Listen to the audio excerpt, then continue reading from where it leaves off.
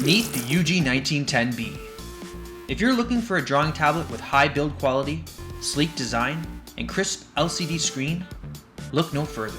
Hi YouTube, my name's Drew, and today I'm going to be reviewing one of the most affordable drawing monitors on the market, the Ugee 1910B. Since my beard is in hibernation during the month of Movember, I've decided to share another one of my obsessions with you. Since I was a kid, I've always loved to doodle, and now that I'm older, I can afford cool drawing gadgets like the Ugee 1910B. So, without further ado, let's dive into this cool piece of technology and see how it performs. Let's start at the beginning. If you're like me and you want to buy a tablet monitor for art, but you're not a professional, and you don't want to spend like $3 on a Wacom Cintiq, well, head over to Ugee.net. On their website, you'll find links to all their products and links to buying them on Amazon. For only about $400 US, you can be up and running in no time. After purchasing your Ugee tablet, it will arrive in a box looking like this. It's heavily packed with reinforced cardboard and styrofoam. After opening the box, you'll notice a number of accessories. To start off with, we have a holder for your pen. The bottom has a rubber pad which prevents it from shifting around on your desk. Unscrewing it will reveal lots of extra pen nibs should yours wear out. Next, let's look at the pen itself. It has a nice weight to it with two buttons that are programmable. It doesn't feel cheap in my opinion and charges via USB with a proprietary charging cord. Oh, and if that's not enough for you, Ugee sends you with another pen. In case something were to happen to this one, I guess. Now let's look at the power brick. Nothing out of the ordinary here, just plug it into any AC wall outlet and you're good to go.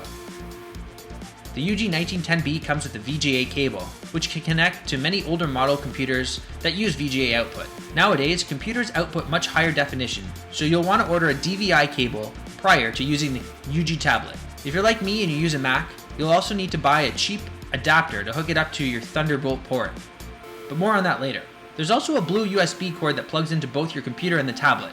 In the package, you'll also find a CD with drivers and an instruction manual. However, it's recommended that you just go to the Ugee site to access the most updated drivers. The tablet is easy to set in place. Just pull a tab on the back and set it to the angle that you like. It feels strong and sturdy, so there isn't a danger of damaging the unit by pressing on it.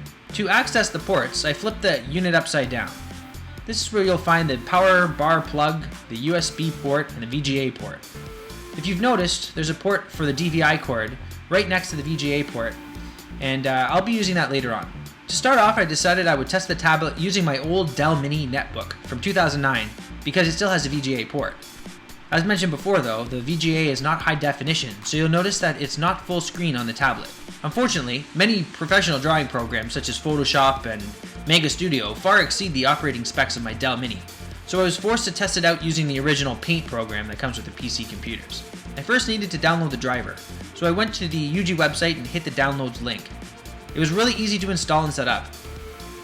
It worked fine in Paint, but didn't have high definition or pen pressure sensitivity, so I would highly recommend purchasing that DVI cable I was talking about earlier. After doodling for a few minutes, I decided to hook up my quad-core i7 MacBook Pro from 2011. I used the DVI cable and my special adapter. The cord costs about $20 online, and the adapter can be purchased off eBay for about $5. I uninstalled my Wacom drivers from my previous tablet and proceeded to download the driver for my Mac from the Ugee website. Again, it was super simple and worked the first time. I've heard that online a lot of people have had difficulty setting this up with the drivers, but I have had zero issues. Here I am testing out the tablet using Mega Studio 5. It's pretty much a pleasure to draw on. I just adjusted the pen pressure sensitivity and decided to draw a couple bearded dudes. I've got the tablet sitting in kind of an awkward position here so that the camera can see both my computer and the tablet at the same time, so this is definitely not my best work. Well, thanks everybody for watching. I hope you found this Ugee tablet review informative and useful. Don't forget to check them out at Ugee.net, and I'll check you in the next video. Thanks for watching.